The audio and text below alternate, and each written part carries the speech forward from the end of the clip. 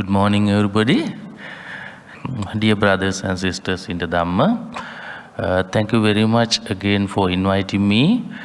Today we have selected quite interesting topic, as Mr.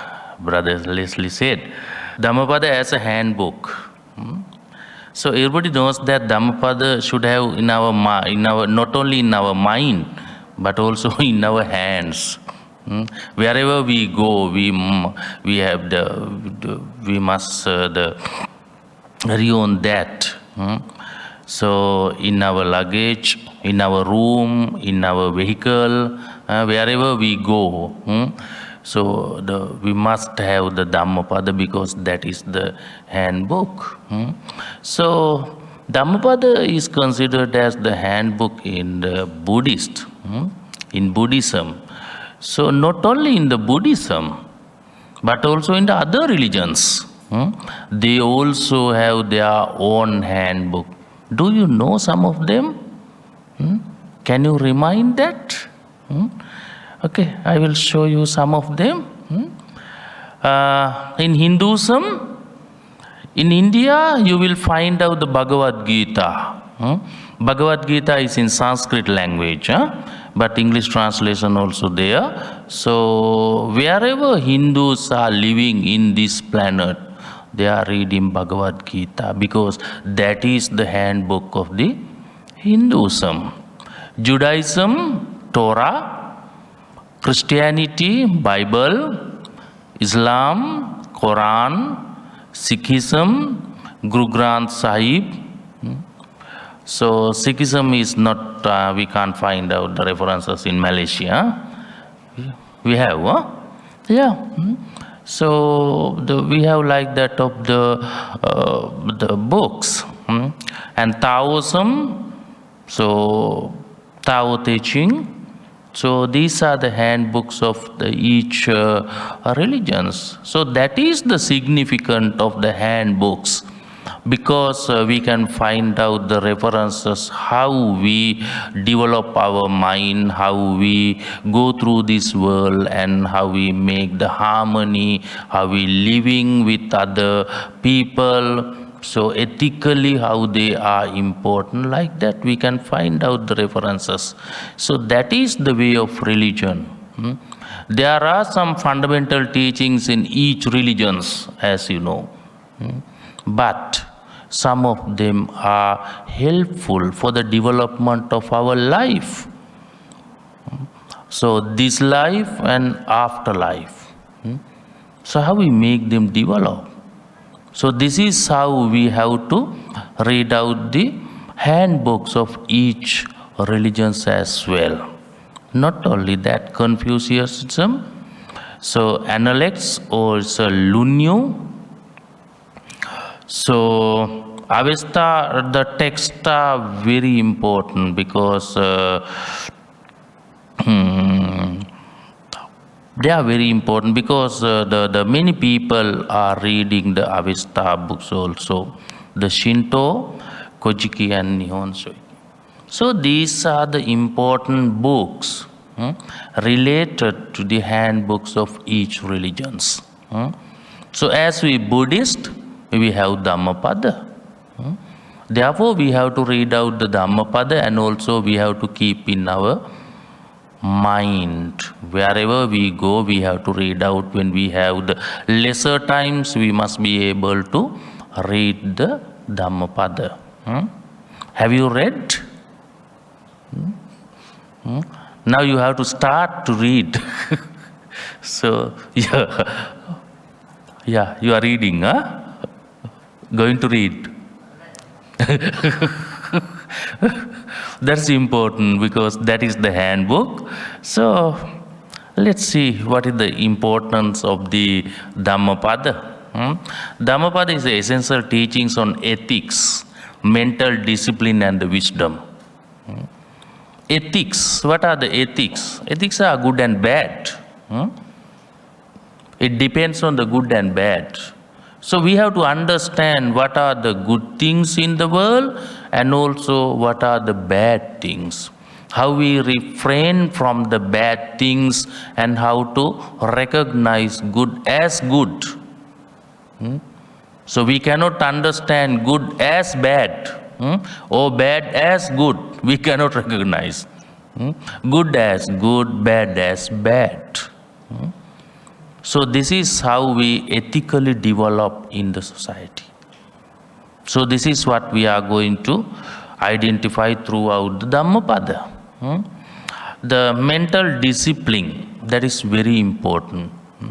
Mental discipline, how to develop our mentality, how we restrain our mind. So how we understand this world throughout the good thoughtful feelings. So we must have the mental development. So the maximum of the mental development is the Nibbana, enlightenment. That's the maximum level. In which level you are now? In ordinary level?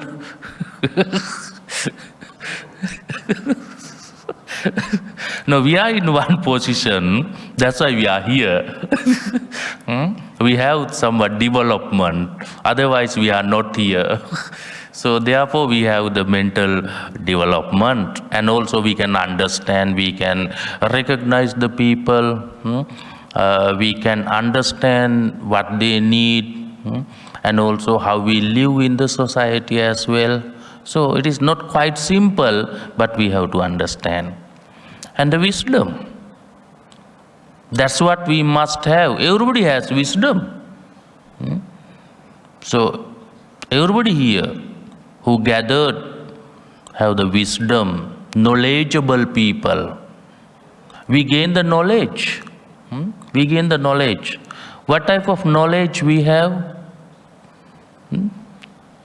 There are different type of knowledge in this world. So Buddhism emphasizes regarding the empirical knowledge. That is called the empirical knowledge. Anubhuti jnana. In Pali we say Anubhuti jnana. That is called the empirical knowledge.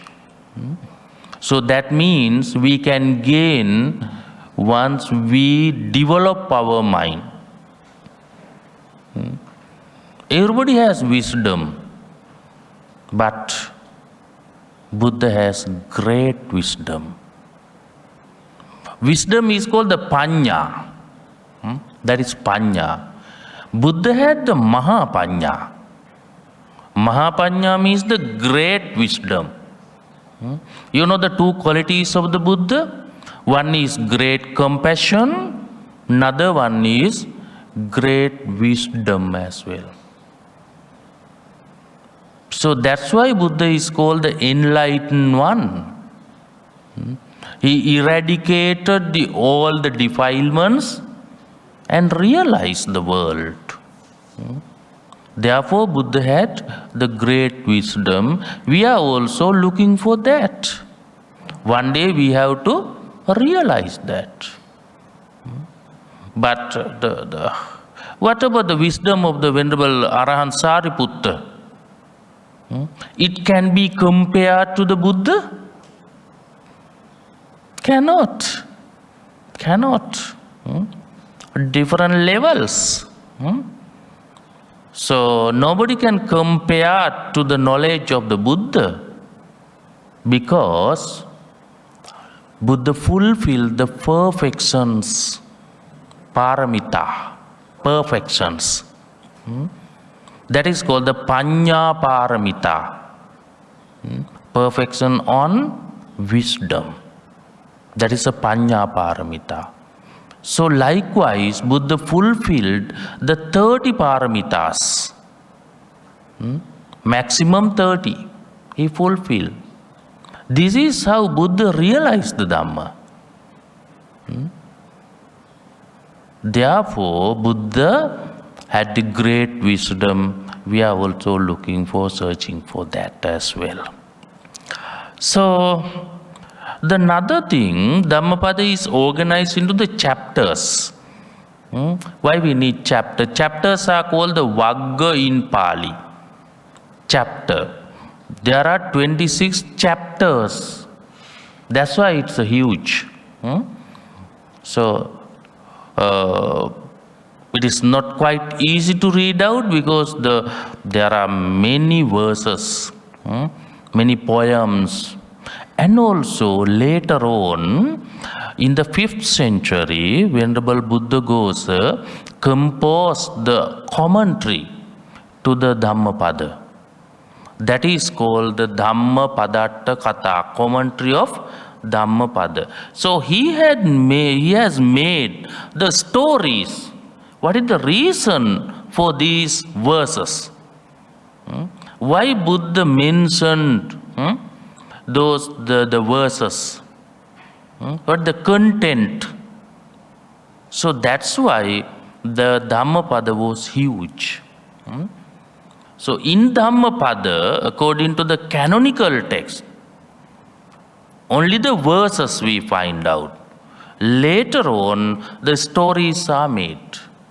It is done by the great commentator Venerable Buddha Ghosa. And also there are different type of themes. So for example, if we have the particular one theme, it is not interesting. There are different type of, for example, wise and foolish. There are two people. Some of them are wise, the others are foolish. So they are in two themes here.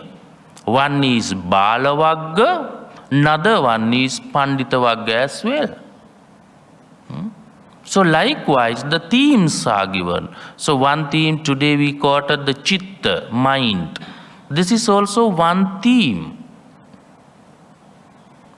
So therefore the Dhammapada is interesting. So there are different type of themes. So we can read out easily. I will give you roughly some chapters. So to understand what is the significance of the Dhammapada. The first one is twin verses. Two verses are there. In the first, the two type of the mind is given, Mano Pubbangama Dhamma. Always in the first chapter, we find out the two verses. They are called the Yamaka.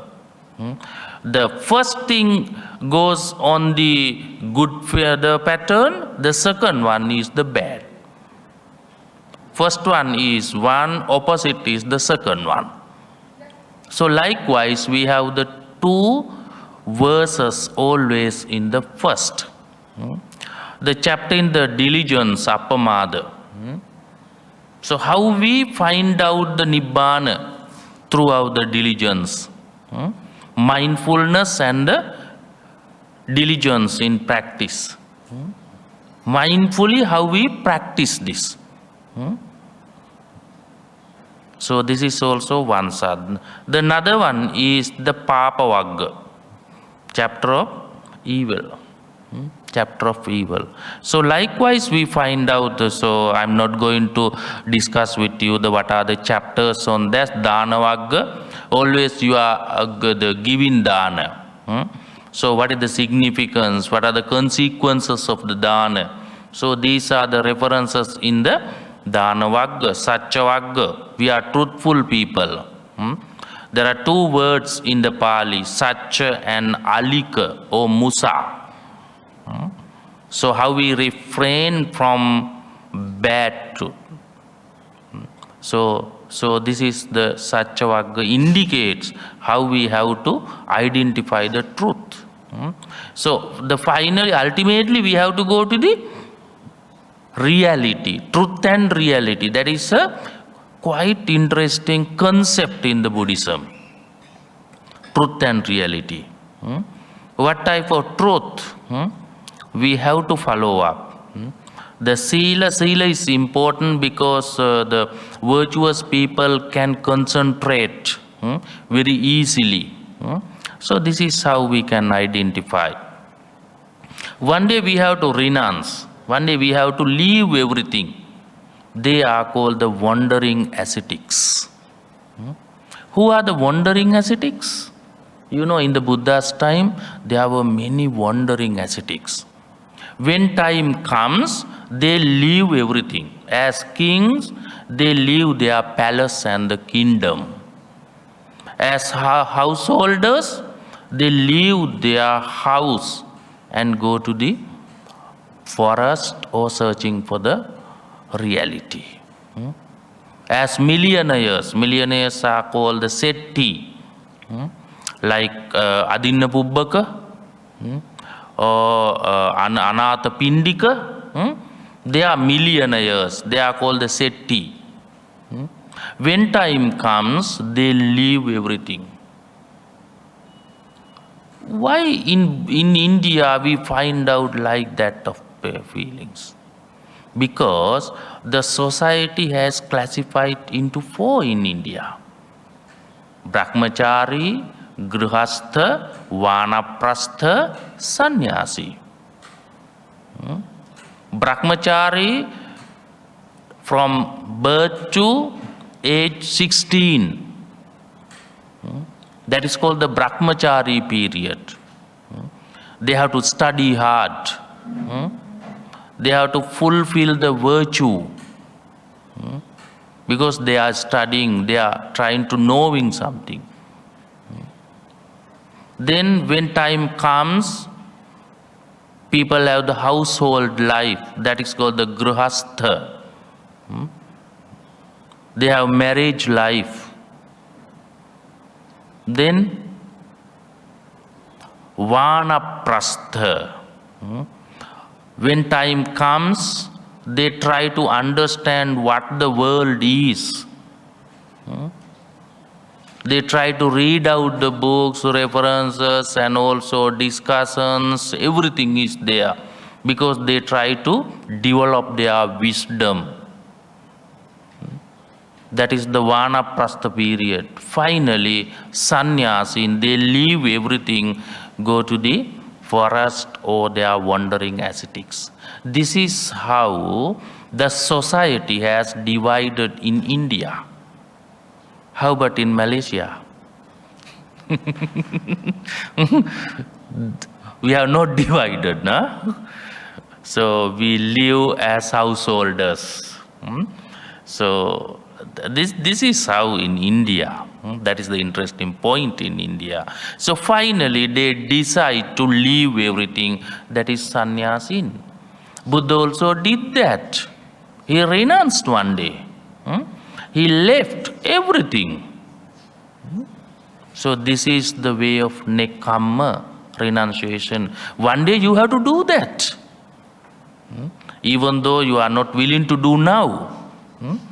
One day in this samsaric life, you have to renounce for the nibbana, for the realization of Dhamma.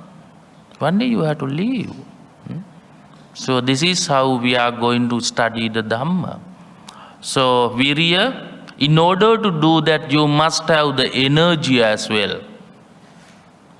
Do you have that energy? Energy is a power. You must have that power. How we gain that? It is not quite easy. Because we are attached to the world. We are attached to the family. We are attached to the society. It is not an easy task. But we must have that energy as well. It is quite interesting if we can develop our energy up to the maximum level. So you suppose that how Buddha was following the self-torture, Atta Kilamata Anuyoga, 6 years. 6 years he was following the self-torture. So how energy he must have to do that. And also in the Jainism, they are also following the self-torture. They are torturing to the body. If we do not have the energy to do that, we cannot do that. But Buddhism does not appreciate the self-torture anyway. Finally, Buddha excluded that. But there is a torturing system. So we have to further understand what the way of that. To do that, we must have the energy. Not only that, to develop our mind as well. For example, while you are sitting on the floor, can you concentrate suddenly or immediately? Cannot. There are many objects coming to your mind. It is not easy task. So we must have the energy, how to understand them and also how to concentrate that. It is not easy. Panya we have already discussed here, and also metta, loving kindness, the last week we have already discussed, and also who are the arahants. So how they eradicate the defilements, how they appear as arahant, what is their wisdom, how they realize the world. So there are many arahants in the world, how we understand them. So even though they may not mention that I am arahant, they may not mention how we understand, how we observe them. So these are the things that we have to understand one day. While we are reading the Dhammapada, we can recognize something. Not at all, but something we can gain. What is the world in Buddhism? So we have universe, planets, world. But what is the world in Buddhism? That is the important. That is the important. In Buddhism, world is within us. World is here, arising of the world here, cessation of the world here, and also path leading to the cessation is here. Therefore, Buddha mentions that Imasming eva bhyamamatte kalebare lokancha panyapemi. Loka is the world. In this fathom-loom body, I proclaim the world. This is the world. Everything is in our mind. We are attached. We also have our own world. How we understand it? One day we have to realize what's the world within us. This is the important. We have created a world. We are living in that world. We have created. Objectively, there is nothing. Objectively. But we have created the big world within us. In the childhood, our world is very small. When we are growing, our world also becoming bigger. That means, with regard to the defilements, we make our world bigger. That means the defilement. Because of these defilements, we made that. So this is what we have to understand, what the world in the Buddhism. And Balavagga, I mentioned that the Purisa Vagga and also Sampada Vagga, well-gained Sampada. What are the things that we can gain throughout this world in order to understand the Dhamma? This is also what we have to realize one day. These are the chapters. And also Tathagata. Who is the Tathagata? That is the important. There are 10 unanswered questions. Do you know them? 10 unanswered questions? Unanswered or undeclined. Only 10. Buddha does not answer them. Venerable Chullemalunka Thera one day comes to the Buddha and raised these 10 questions. Buddha was silent, does not answer him. They are called the unanswered question. They are very interesting. Why Buddha does not answer him? So that is something else. So 4 questions in that list regarding the Tathagata. That is the interesting. Hoti Tathagato Parammarana, Nahoti Tathagato Parammarana, Neva Hoti, Nanahoti Tathagato Parammarana, Hoti Cha Nahoti Cha Tathagato Parammarana. Like that, 4 questions regarding this. Who is the Tathagata? Is he live here or someone else?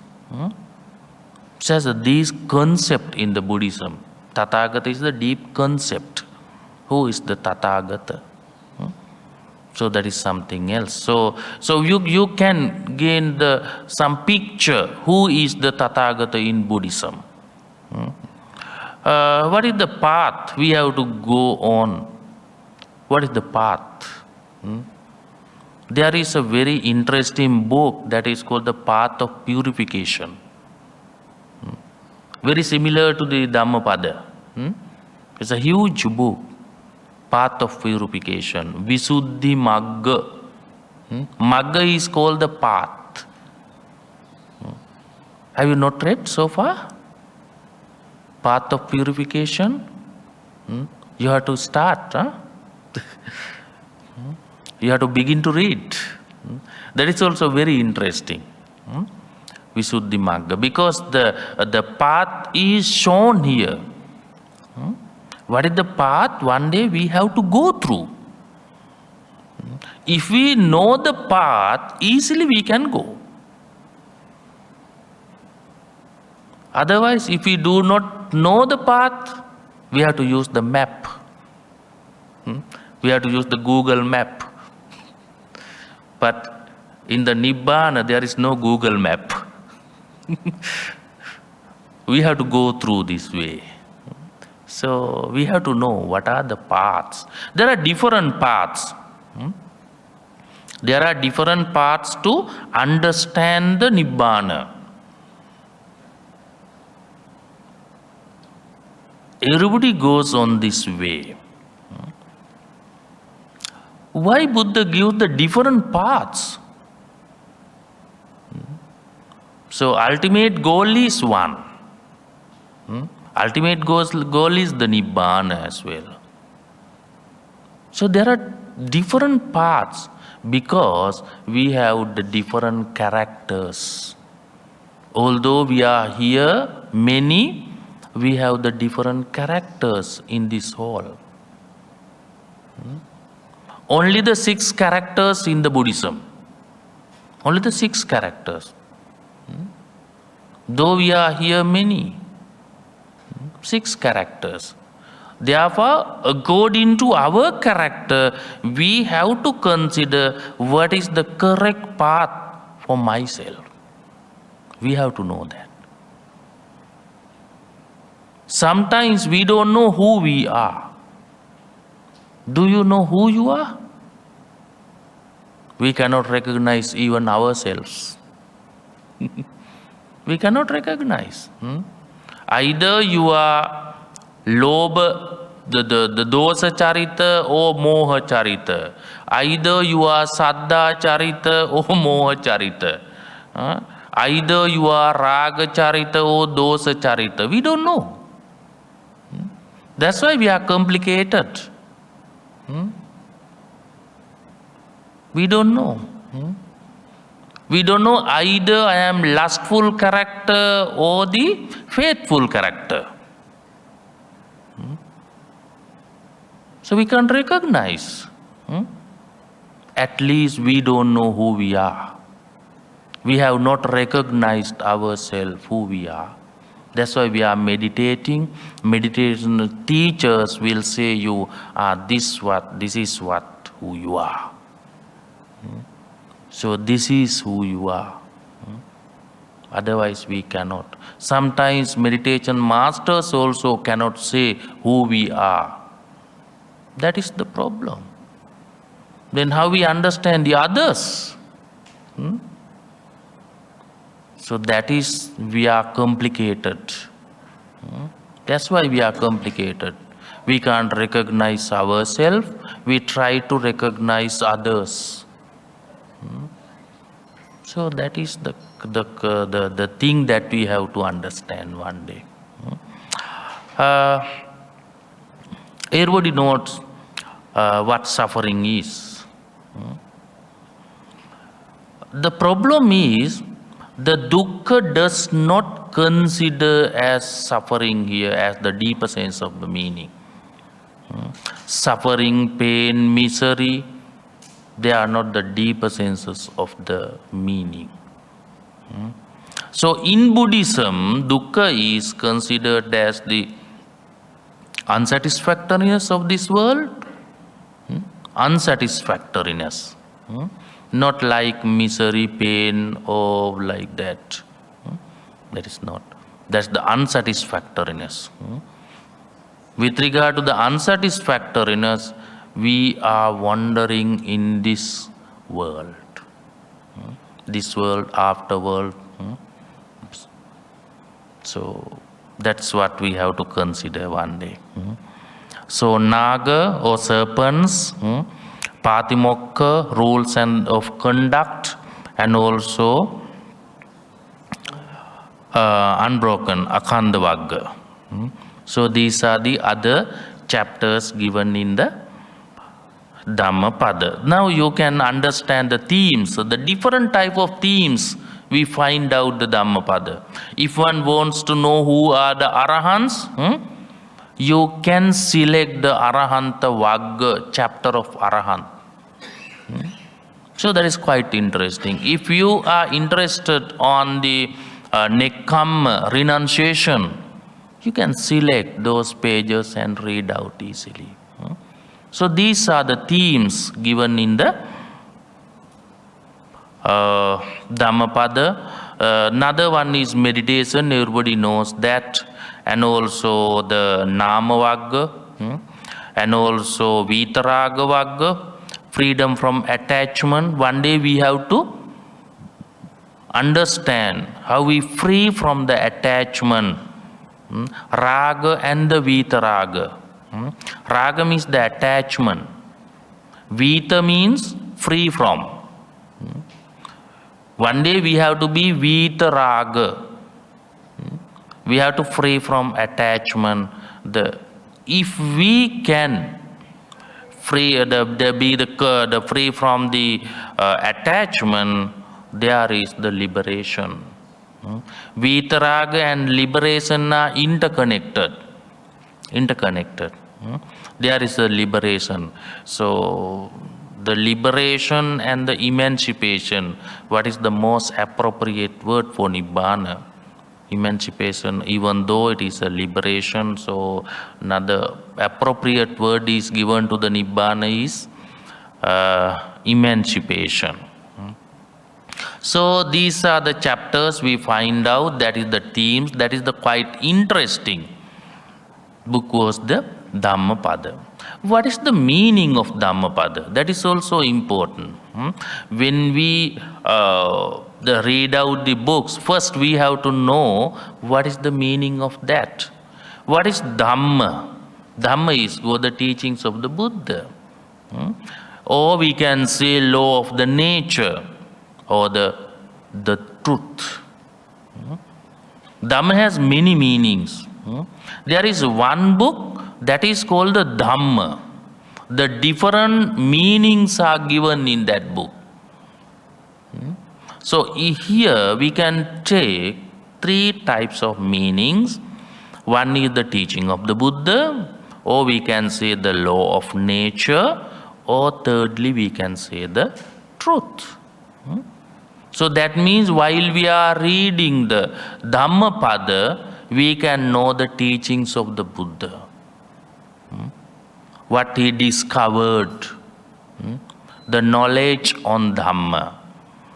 And also there is a law in this nature, like ethics. We have to follow them. Otherwise we would be animals. We would be animals. So we are humans because we are following the ethics. We know the law of nature. And also we are following the truth. There are two truths in the world. conventional truth and the ultimate truth. Sammuti Satcha and Paramatta Satcha. There are two truths in the world. So finally, we try to realize the ultimate truth. It based on the Nibbana. So likewise, we understand the two types of truths in Buddhism. What is the Pada? Dhamma Pada. Pada means the path, or we can say verse. Then what is the ultimate meaning of that? Path of Dhamma or verses on the Dhamma. Dhammapada means the path of the Dhamma. Why we are going to read out this book? Because this is the path of Dhamma. These are the verses on the Dhamma. There are different type of verses are here. So this is what we are going to do. Is it clear what is the meaning of Dhammapada? Otherwise, when you go home, so you will say that I heard, I listened regarding the Dhamma today. The Bhante came here and we were listening. Somebody asked, what is the meaning of Dhammapada? You must be able to clarify regarding the references. So this is the exact meaning for the Dhammapada. Okay, let's see one verse. Yeah. Possible, but not exactly the summary. Some verses, because when we say that some verses are taken from the Sangyutta Nikaya, some the verses are taken from the Udana Pali. They have made like that of Dhammapada. So in one sense it would be a summary, but in others is the fundamental teachings also the given in those Vaggas. Because in some Vaggas more than 25 verses. So both are here, summary and in details. So in Yamaka Vagga, it is actually not a summary. Two verses are given to indicate this is the way of Dhamma. But easily we can understand the Dhamma throughout the Dhammapada. So in one sense, it is a summary, but in details also we can recognize. Is it okay? Okay. This is the way of our mind.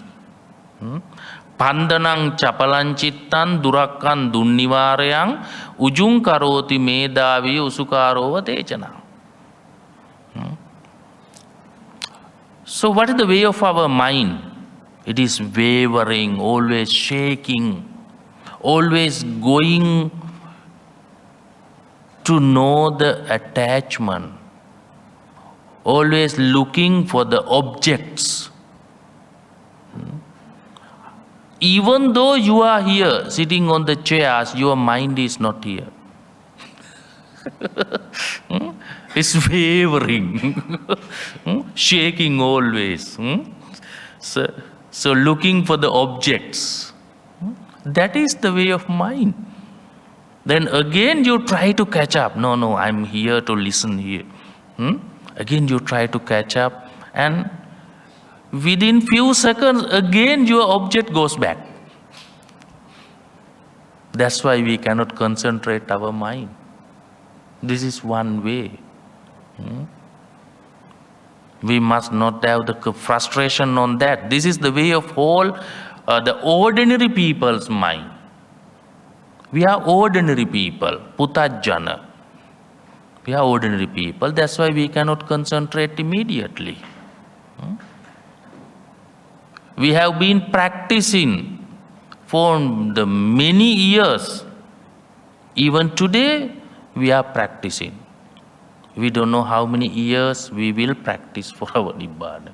So this is what we have to think, because our mind is wavering, pandanang, chapalang, unsteady. Is your mind steady? No, because we are the ordinary people. Our mind is not steady. We do not have the such steady mind, because it is always wavering and also unsteady. Durakang. Can you guard it? No. Hard to guard, hard to protect, because always looking for something beautiful, always looking for something good. Therefore, hard to guard, hard to protect our mind. Therefore, we make the problems. If we can protect ourselves, there is no problems in the world. We are in peace. But our mind is not in peace. Therefore, it is hard to protect. We try to protect it. Okay, I will not allow to go away. I catch up my mind this time, but it is not easy. It is not quite easy. Therefore, this is the way of our mind. Very difficult to guard our mind. Always going here and there. Dunnivarayang. It is very difficult to restrain. It is not easy. This is the way of mind. This is what we have to understand. This is the way of my mind. This is how I have to restrain. It would helpful for my understanding. Otherwise cannot. First we have to understand. Once we understand, we try to realize it. What is the difference between understanding and the realizing? First we have to know, then understand, third realize. We have to know what it is. Then we try to understand what the way of that, what the function of that. Then finally we realize objectively.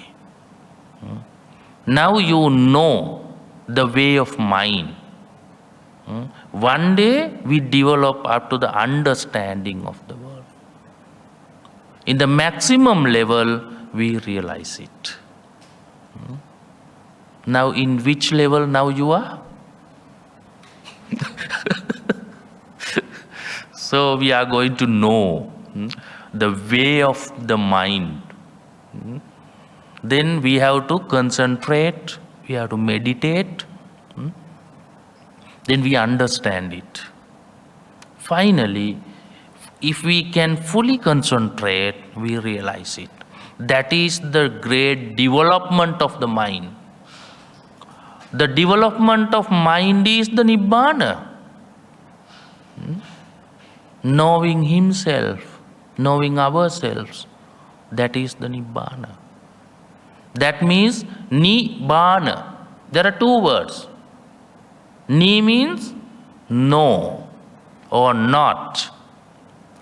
Bana or vana, defilements.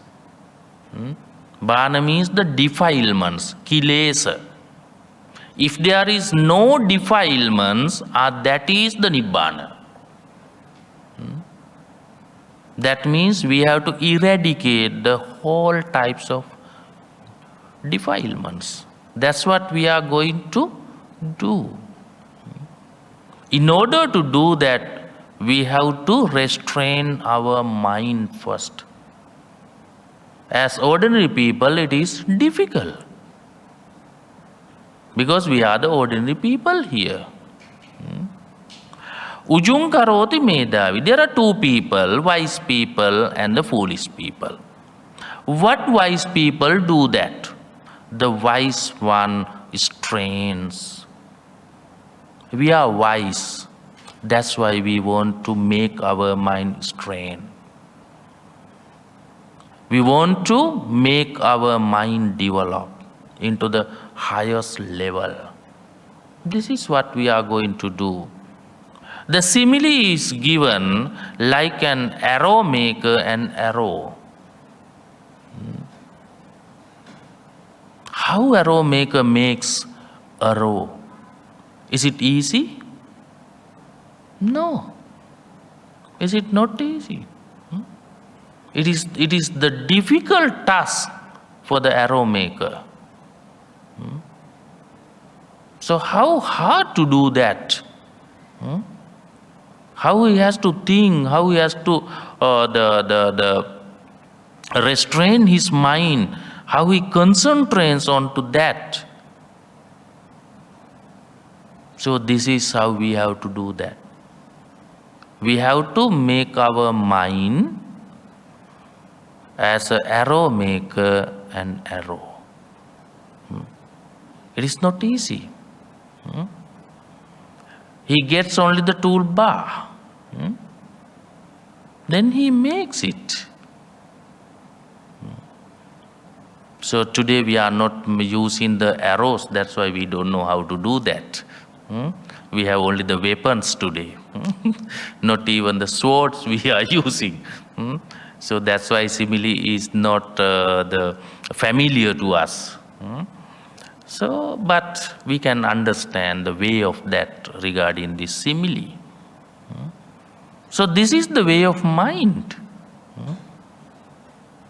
So it is wavering, it's not steady, hard to guard, and also difficult to restrain. But as wise, we have to do that. We must have that effort to do that. This is the interesting point. If we are foolish, we follow this. Because the mind is wavering, we allow to do that. Mind is hard to guard, we allow to do that. But wise do not follow that. The wise people do not follow that. They try to do something against it. So this is how you have to read out the Dhammapada, then you can understand the way of that Dhammapada. That is interesting. So in the Citta Vagga, the way of mind, you can understand yourself. How our mind is working, what we have to do. So in some medicine it says that 423, maximum 226. In some medicines, 426 verses are there, but in some medicines only 423. So as I mentioned earlier, there are 26 chapters. And also all these chapters so deal with the spiritual life. Buddhism always emphasizes to make the spiritual life. What is the significance of the spiritual life? We are attached to this world. We are attached to the family. We are attached to the environment. We are attached to the siblings, relatives. So then we are living in one circle. We are living in one circle. One day we have to go beyond this circle. There are many attachments while we are living in this circle. It is not easy to make our spiritual life because we are attached. The secular life is not easy. That is called the secular life. Laukika. Spiritual life means the Lokottara. In Pali we say Lokuttara. spiritual life. So for spiritual life, it is easy to understand because they are free from the attachments. We are free from the attachment. But can you free from attachment easily or immediately? Cannot. Cannot. We have bond, we have relationship. We cannot break them down. Cannot. We have to go through this world understanding. We have to understand. When time comes, we understand, this is the bond. This is the relationship. These are the barriers for that. Gradually we have to understand, not immediately. Buddhism does not emphasize to understand immediately, gradually. Understanding is the important. Gradually you can understand. For example, Buddha emphasizes for monks to live in the Aranyagato Rukkamulagato Sunyagaragato. Aranyagata means the living in the forest. Rukkamulagato living under the trees. In beginning. Sunyagaragato living in the empty houses. Empty houses. These are for monks, not the layman. Can you live in the forest now? Cannot. Because you are attached to the family. So you are attached to the society. You have the duties and the responsibilities as well. In fact, you have to perform your duties towards your family. You cannot do that immediately. But when time comes, you can do that. That means that gradually you have to follow that. Immediately cannot. Because you would be there, but mind is here. That is the problem. Physically it's okay. Everybody can do that. But mindfully, if we do something, we have to engage with physically and mindfully. So that's why we have to do it gradually. Therefore, Buddhism emphasizes to make your spiritual life to the highest level of the Nibbana. First, we have to understand mind and its role. Have you understood your mind? Citta, Mana, Vijnana. There are three words for Citta or mind. Sometimes Buddha talks about the Citta, that's mind. And sometimes Buddha talks about the Mana, that is also the mind. As well as he talks about the Vijnana, that is also the mind. What is the difference among these? All are mind, but there is levels. Ordinary level is the Citta. Ordinary level is the Citta. That's why in the Anguttara Nikaya, Buddha mentions Pabassaramidam bhikkhave Cittang. In the ordinary level, we have the Citta, that is the mind. But that should be developed. When we develop, we can go to the level of Mana.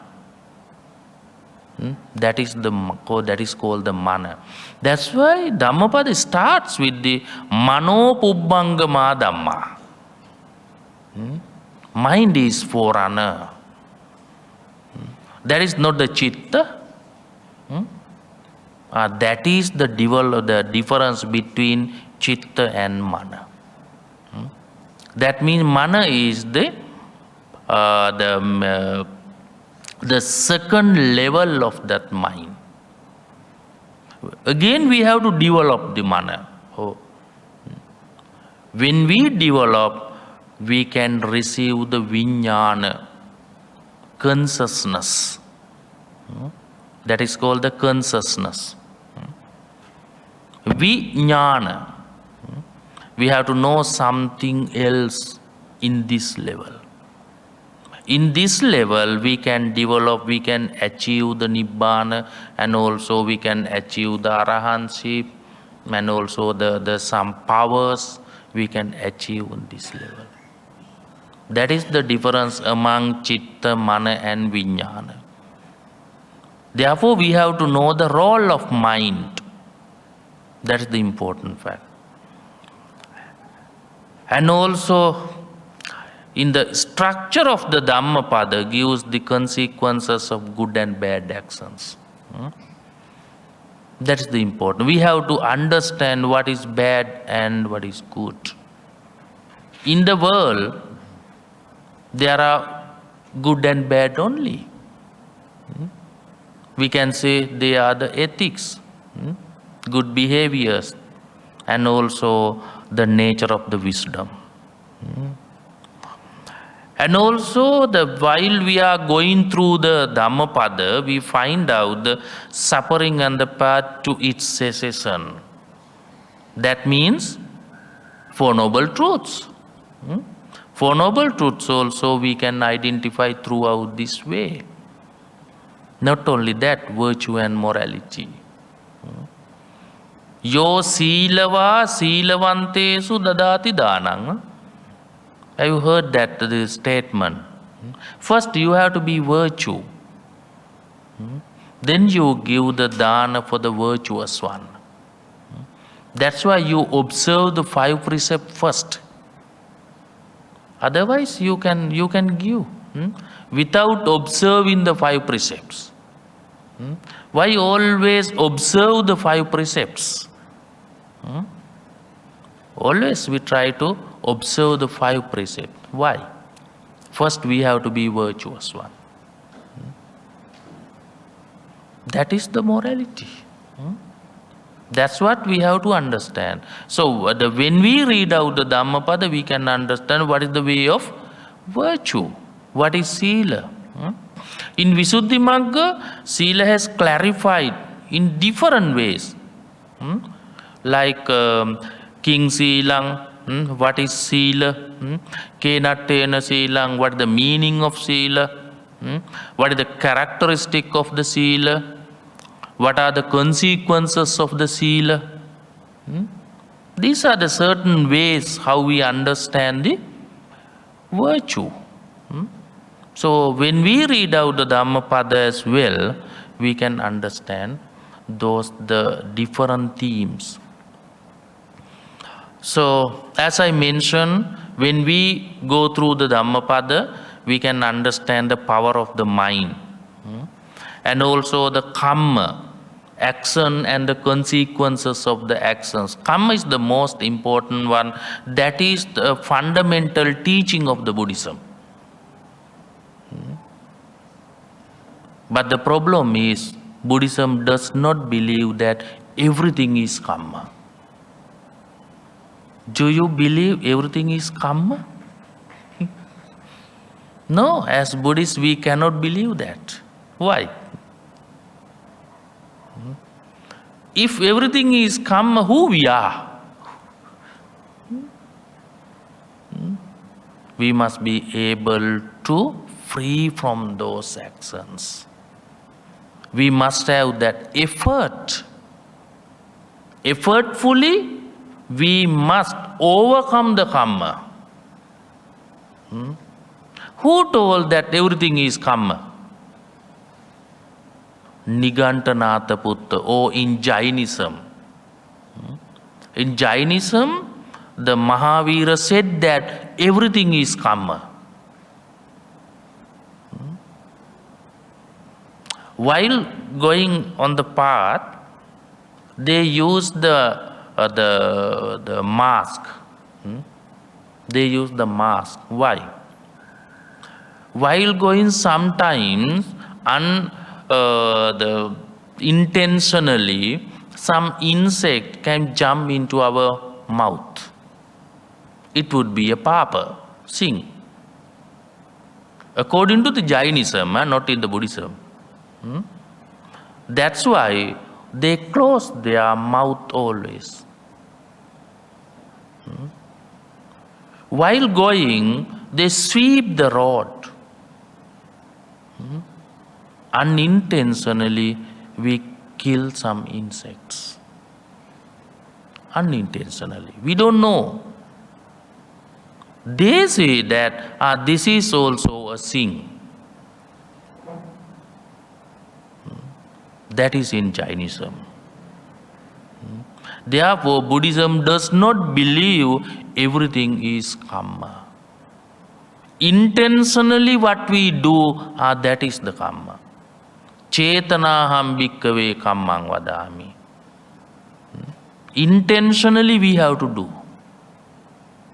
Unintentionally it is not. Otherwise we cannot live. We cannot live because we feel that everything is karma, we cannot do that. So always you are complicated. But Buddhism does not believe karma, everything is karma, but there are different type of karma we can understand with regard to the Buddhism. Very carefully we have to understand the karma, very carefully, because sometimes we misunderstand without knowing the objectively. Sometimes we mix some ideas with the other contemporary teachers in India without knowing what others said regarding the karma. We cannot understand the way of karma in Buddhism. There should be a comparative study. We have to compare with that. Suffering. So as I mentioned earlier, so attachment, desire, ignorance. So these are the some themes in the Dhammapada. We must be able to how to overcome these the defilements throughout the wisdom. Buddhism does not emphasize to indicate this is the suffering. Buddhism does not just indicate. Buddhism gives the solution how to do that. If there is a problem, there should be a solution. We have a problem. What is the problem? World is established in suffering. That is the problem. There is something suffering in this world. What is the solution for that? Solution is we have to develop our wisdom. Then we can overcome all sort of suffering. So Buddhism not only gives the problem, then of course it gives the solution. So we have to know what is the problem, what is the solution. That is the important. That is the research. If there is no problem, why we do research? In the university level, in the academic, the supervisors ask, what is the problem regarding this topic? Problem statement is the most important one. And also the research questions. Likewise, in Buddhism, there are questions, then conclusion is given finally. Buddhism goes on the research level. That's why Buddhism is a philosophy. It is not only a religion, that's a philosophy. So that's what we find out. And the wisdom and the enlightenment, the maximum level of the wisdom is the enlightenment. That's the maximum level. In the Theravada Buddhism, 3 people can gain that. Arahants, Pacceka Buddhas and the Buddhas. In Mahayana Buddhism, only the Buddhas can gain that. They do not believe the Arahants and the Pacceka Buddhas. That's the difference between Theravada and the Mahayana. We believe the three paths, but the Mahayana believes only the one path. That's why they say the great vehicle, Mahayana. Maha means the great, Yana means the vehicle. But we have three paths. That's why we are Hinayana, lower vehicle. So these are the differences of the traditions. But the fundamental teachings are same. The tradition is the difference. So, but they also believe that the highest level of the wisdom is the enlightenment. As Buddhas, they can achieve that. And also self-discipline and the virtue, right conduct, and compassion, non-violence, and the humility. These are the good qualities we must have here. While we are reading the Dhammapada, we can develop the compassion up to the highest level. Highest level of the compassion is the great compassion. Great compassion. We can spread, cultivate our compassion towards the all beings in the world. That is the great compassion. We have to cultivate them. And also non-violence. If we read and realize and understand in the way of Dhamma, there is no war in the world. There is no war. World is in peace. No violence. Once we do not know the way of that, we are spreading the violence. So that's what we have to do that. Okay, let's see another verse of the Dhammapada in Citta Vagga. This is also one way of mind. Sududdasang sunipunang yattakama nipatinang cittang raketa medavi cittang guttang sukavahang. As wise one, you have to protect the mind. You have to protect the mind. Why you have to protect the mind? Because of our mind, we gain lot of bad things. We gain lot of defilements. We absorb the lot of defilements. We absorb. That's the way we attach to them. That's why we must be wise not to take them as I, my, and myself.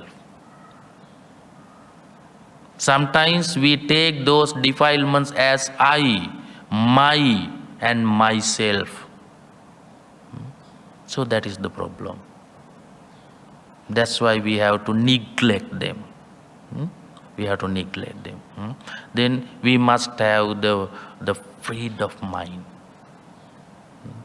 Freedom of mind is the very important because we are purified.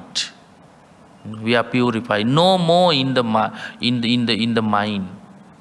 That means we are good in that position as well. Therefore, we have to protect the mind.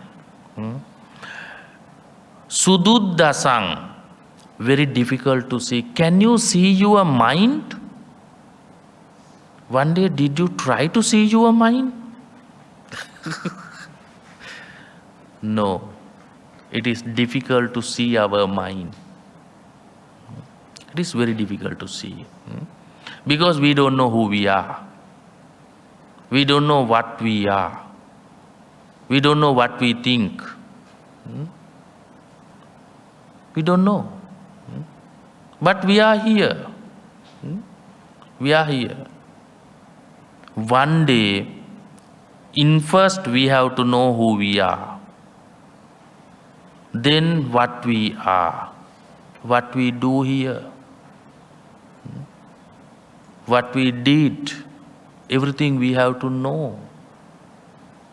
For that purpose, we have to see our mind, whether it is purified or ugly one. If you feel that my mind is purified, you are happy. Do you feel that I have a very ugly mind? It is not purified.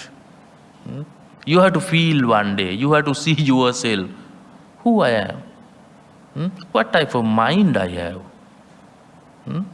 One day you have to see yourself. While meditating, we try to see our mind.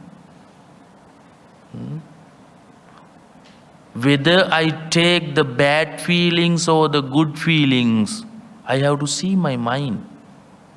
That is important. Then if I feel that my mind is ugly, my mind is greedy, my mind is hatred, delusion, I have conceit, then you see your mind. Then you try to free from those bad things. One day you have to see.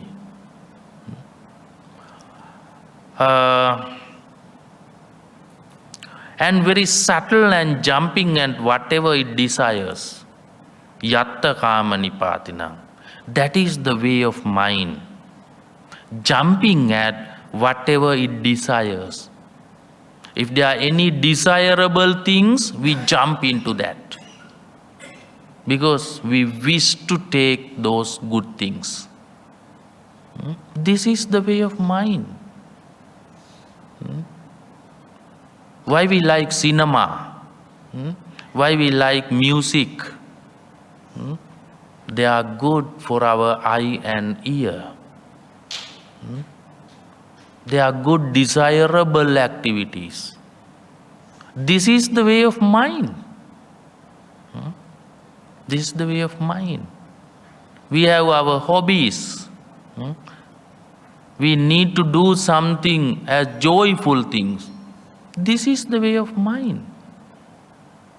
But if one do that with understanding, this is the important fact. Many people do without understanding. We have to make joyful things. We have to do something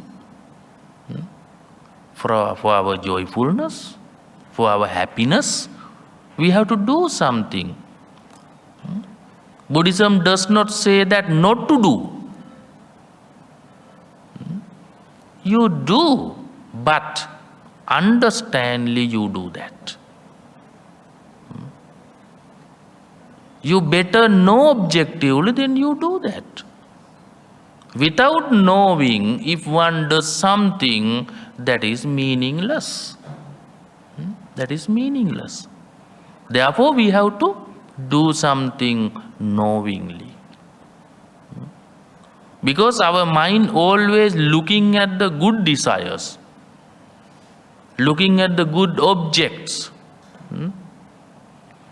That's why we liked the roses. They're beautiful. Flowers are beautiful. We like it. So always we are looking for the beautiful things. That is the way of mind. If one can understand this is the way of mind, then he goes to the next level. This is the way. I can free from that. I can reduce. I can understand the way of this. This is what we have to do that. The final statement is the very important. Try to keep in your mind. Protected mind brings happiness. Always keep in your mind. Protected mind brings happiness. Because always we are chasing the happiness. Always we are looking for the happiness. Why do we not gain the happiness? Why you are unhappy? Why you have sort of problems? Because our mind is not protected. Protected from what? From the objects. From the objects. Always we are chasing whatever we see, whatever we think, whatever we want to do, so we are chasing them. Our mind is not protected. Whatever mind wish, we do that. Therefore, we have to protect our mind. If we can protect our mind, it brings the happiness. That means you suppose that as arahants, they do not have the attachment. They do not have the defilements. That's why they have no suffering. They are always happy. Some contemporary teachers come to the Buddha and ask, why, Venerable Sir, you are always happy? Why you always smiling? What are the reasons? Buddha said that you have the bond and the relationship, therefore they cause for your unhappiness. I do not have anything in the world. I have only the 3 robes, nothing else. Therefore, I am happy. Nothingness is the happiness. Nothingness is the happiness in the Buddhism. We have many things. Do we have happiness? That is the problem. That is the problem. The many things means the many problems. Few things means the few problems. Some people are poor but they are happy. Some people are businessmen, they have the many things to do, they are unhappy. So, this is the way. Therefore, protected mind brings happiness. This is what Buddhism says. That's the important thing. You have to protect your mind. Then always you are happy. No suffering, no misery, no any problems. Always you are smiling. Smiling means you are happy. We give happy to the others. We share the happiness with our smiling. So that means we are free. Ethical and moral guidance also given in the Dhammapada. Treating others with kindness and the respect. Buddhism emphasizes always to be kind. Kindness is a good weapon. You have to be kind. And you have to respect others. If you want to gain the respect from others, first you have to respect. Then society or the others will respect you. If you do not respect others, others will not respect you. There is a relationship. You have to be kind to the others. Then others also will kind to you. That's a relationship. So you have to be kind. Always the Dhammapada emphasizes to be kind. Kind to the world. Not only for the human beings, but also to the environment. Environment also part of our life. Therefore, we have to be kind. For example, before you chop down the tree, you have to think twice. Because without trees, we cannot live. We have to be kind to the environment too. So this is what we have to think. We have to respect the environment. They give the oxygen. We have to respect. They give life for us. When we see the leaves, they give everything for us. Everything. Therefore, we have to respect not only to the human beings, but also the environment. Being free of anger and the hatred. Do you have anger? Are you hot-tempered one? Some are shaking their heads, huh? Because we are getting angry. Because we are ordinary people. Generally, it can happen. So, not always. Time to time, it would be differ. Place to place, it would be differ. When you come to the temple, no anger, because this place in peace.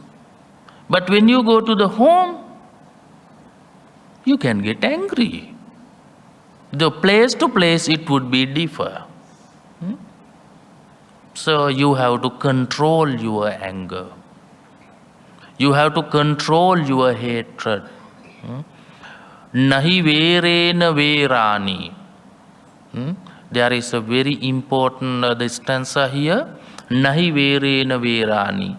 Hatred does not cease by hatred.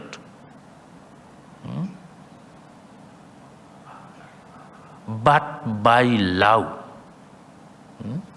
Hatred does not cease by hatred. You can cease the hatred by love only. So this is the way of the life. You have to control your anger. And also practice in patience. Khanti. Khanti is a paramita, perfection. We have to develop the patience. You have to develop the patience. It is not easy, not quite easy, but we have to develop, we have to cultivate our patience. Honesty, non-attachment, meditation to calm the mind and develop the insight. Insight means the vipassana. You have to develop your mind up to the maximum level of that. So while we are reading out the Dhammapada, we can find out those references. That's why Dhammapada would be the handbook of the Buddhist. So not only that, some fundamental teachings also included in the Dhammapada, like anicca, anatta, dukkha. Dukkha we have discussed in certain ways. So anicca, how we understand.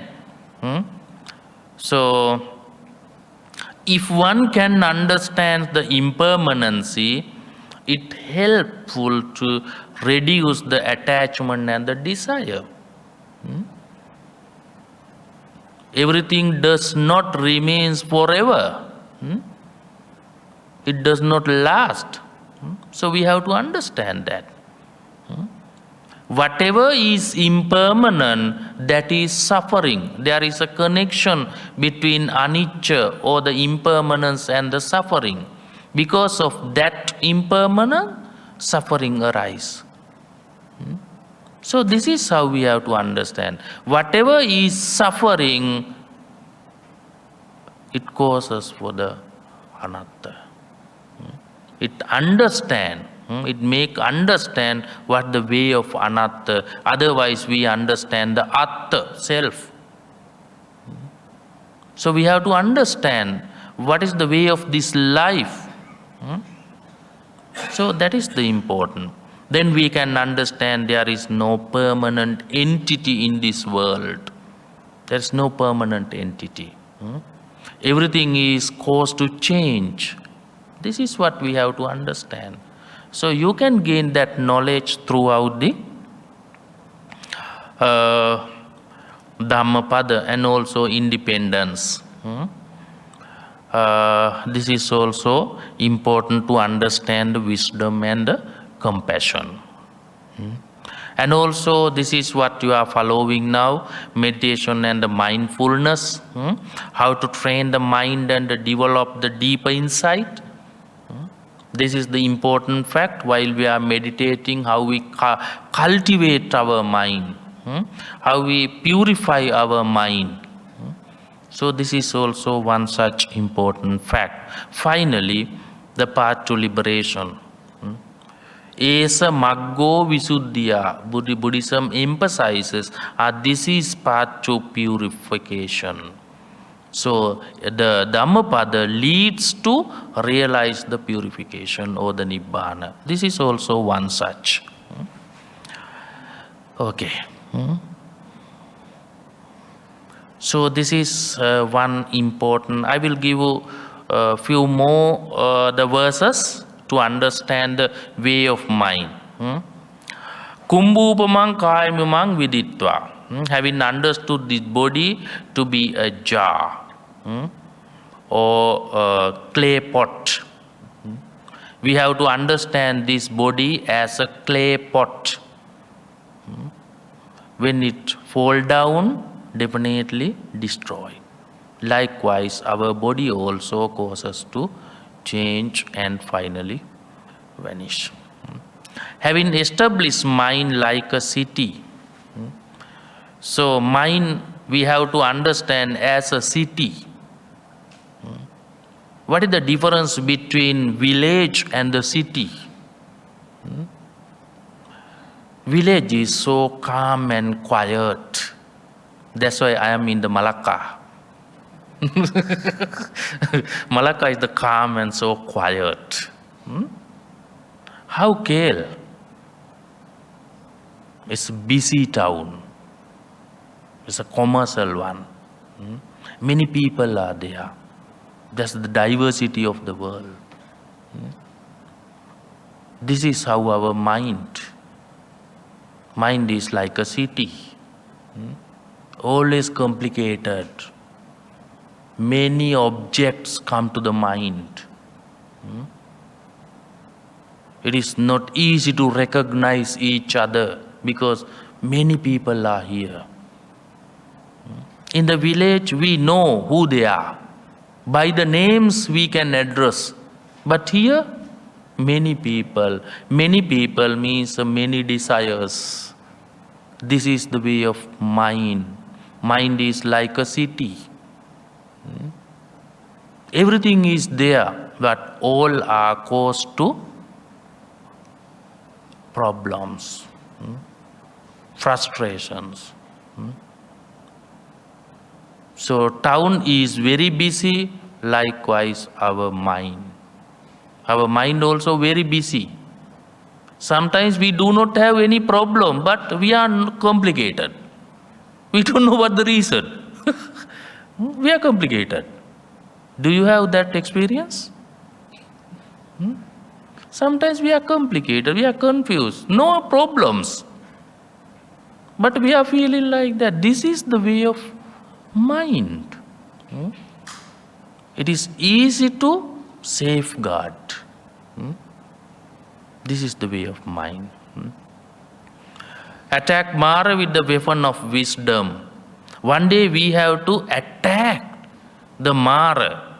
How we can attack him? We must have the wisdom. That is our weapon. If we can understand the way of mind, we have to develop our wisdom. Wisdom is our weapon, our tools. Therefore, we can eradicate all sort of problems from the wisdom. That must be our weapon. If we can develop our wisdom, no any suffering, no misery, no pain, no confusions, no frustrations, we are free. This is the way of mind. You should protect the conquered territory and be without attachment. So this is the way of mind. You have to understand. There is something that is the way of mind is just as a city. Then we have to attack Mara one day throughout our wisdom. There is connection between mind and wisdom. Mind and wisdom. We have to develop our mind up to the maximum level. Then problems may not occur. I will not go through this way, the handbook of Buddhists, what are the things given in the Dhammapada. So this is my final verse. This is very important, how we understand the way of mind. Durangamang ekacharang asarirang guhasayang ye chittang sanyamesanti mokkanti mara bandhana. Durangamang, going far. Going far. Those who can restrain the mind which is going far. There is a misinterpretation I found in many places like Durangamang. Somebody interpreted that mind is going far.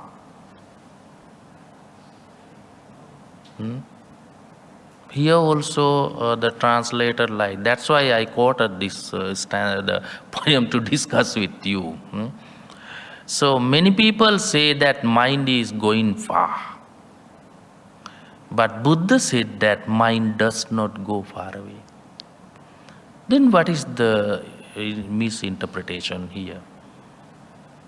The problem is mind does not go far away, only the object goes away.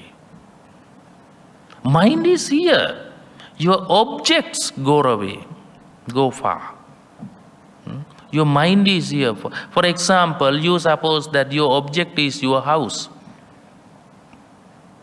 You go through that object to your house and see, this is my bed, this is my kitchen, like that.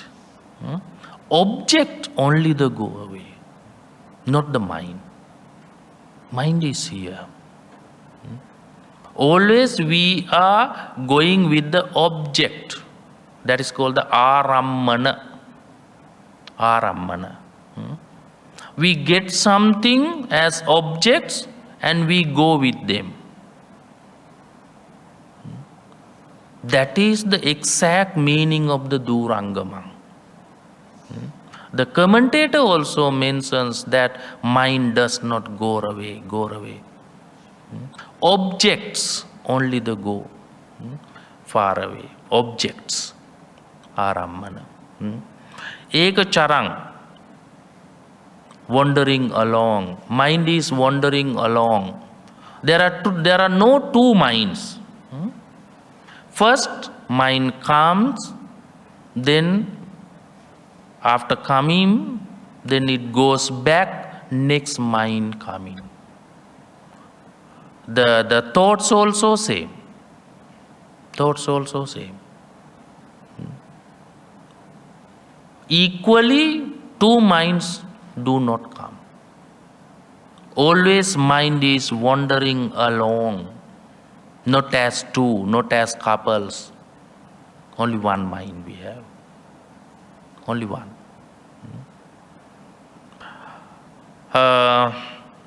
Asarirang, bodiless. Does mind has body? Where is the mind? Where is our mind? Within our body is attached our body. The mind does not have the body. It's a bodiless one. So it is in the heart. In the commentator also mentions that the mind does not have the body. It has in our body. Asarirang, guhasayang. Where is our body? Where is our mind? It lives in a cave. Where is that cave? In our body. In our body. In the heart. In the very close to the heart. Very close to the heart. As ordinary people, we cannot see that. But as Arahants, as Pacceka Buddhas, as Buddhas, they know where is our mind, the way of mind, how it lives in our body like that. The problem is we have many problems because we are the ordinary people. That's why we have problems. But those who eradicated the whole defilements, they do not have any problems regarding the mind. Because mind is purified. Our mind is not purified, therefore we have many problems. We have many questions. Those will be freed from the bond of the Mara. We have a bond with the Mara. One day we have to free from the Mara. Mara is the death. We have attached. One day we have to free from that Mara. This is what we are going to do. So this is the way of mind. Now, do you feel that is it easy to understand the mind? Is it easy? Not quite easy.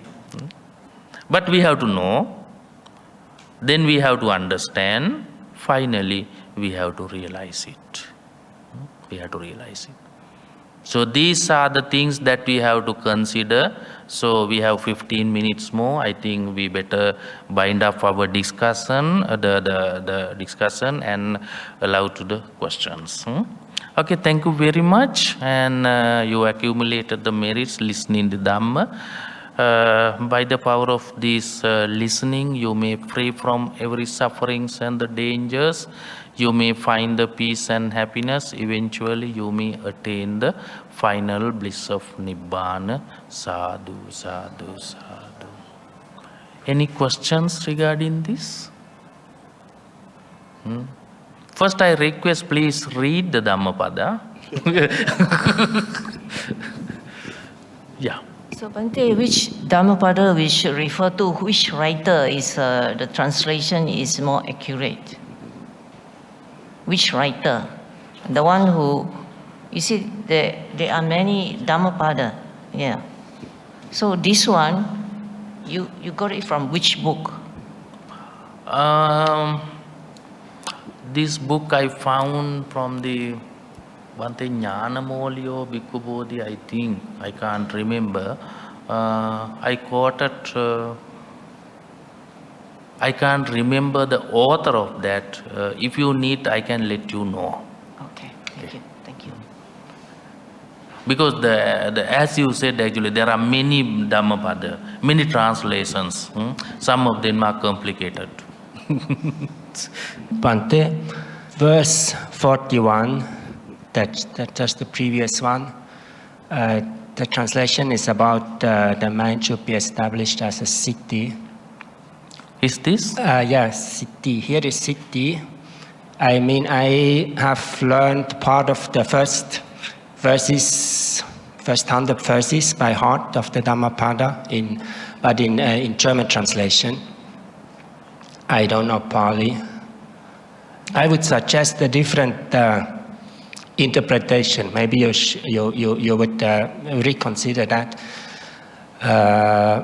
Establish this mind like a city.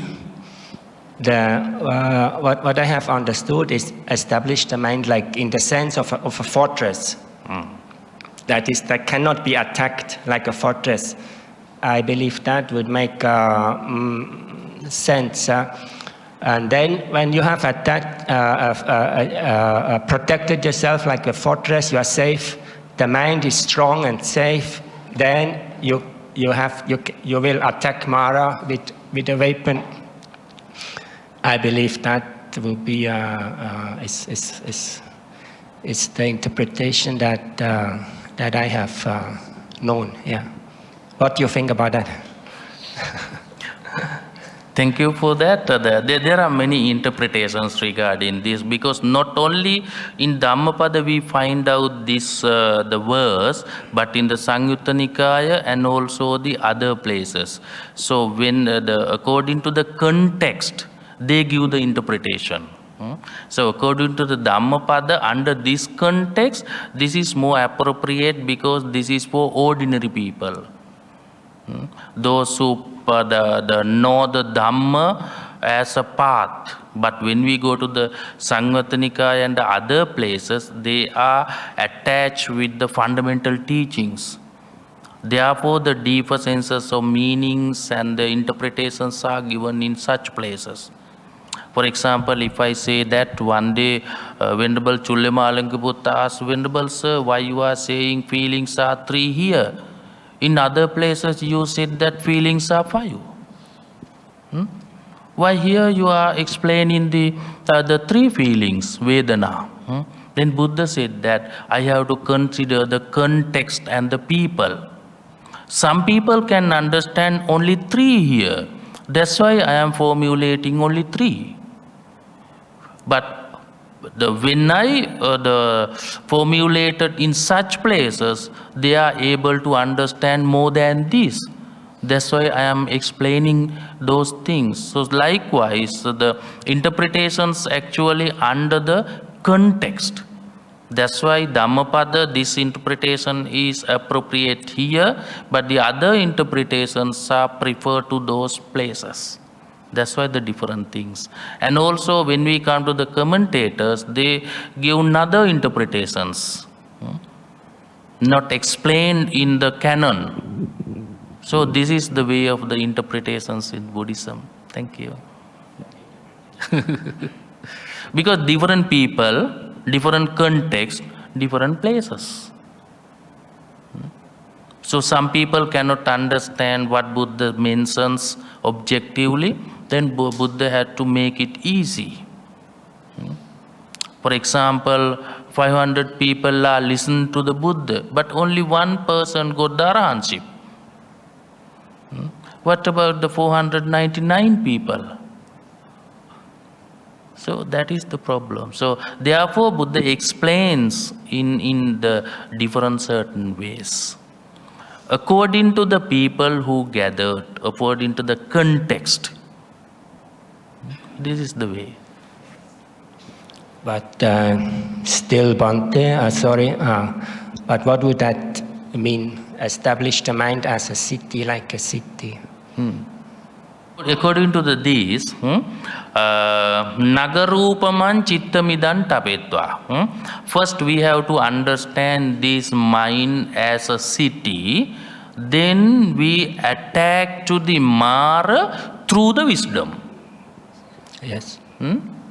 So this is what we have to understand, because this is the way of mind, because mind is complicated, it is not restrained, difficult to guard here. So that's why this is complicated, because since in city there are many people, in our mind there are many objects. This this is another interpretation that I can accept. Then it should be maybe better say having understood this mind like a city. That would be logical. Having understood like mind the city. That is a valid interpretation that I can follow. So the word established maybe doesn't fit so well with the interpretation. That is my That is my some remark. different translations problem. No? Okay, Thank you for the very well giving overview over the Dhammapada, what in general it's about. I think that's also interesting. Thank you. Thank you. Even in this book, when Dr. Kesari Dhammananda, his translation is this firm mind as a fortified city, which relates to what he's saying. So it's the translation is like that. So the firm mind is like a fortified city. So you make the relationship that way. That's why I said the different interpretations and the different explanations.